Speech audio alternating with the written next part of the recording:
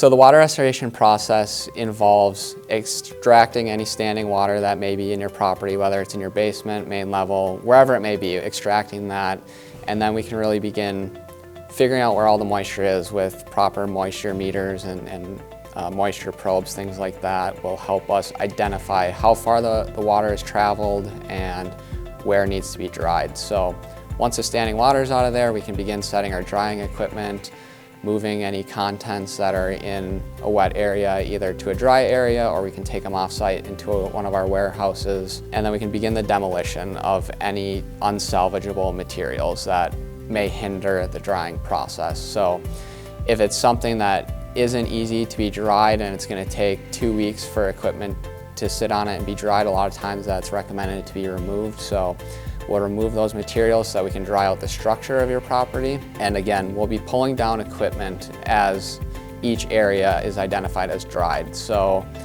if you have one bedroom that's super wet and another that's kind of wet, well, once that kind of wet bedroom is dried, we'll pull down that equipment, but the equipment in the other rooms may still be running.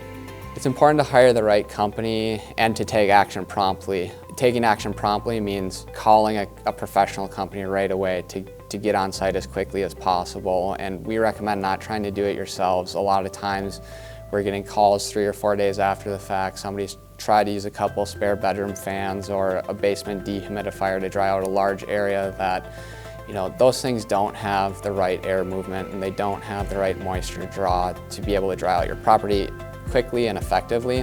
What can happen is you end up with secondary damage, whether that's mold growth or the water continues to spread. That's causing damage to other things that weren't previously damaged. Sometimes what can ultimately end up happening is insurance can deny a claim if you submit one because you didn't properly care for your own property.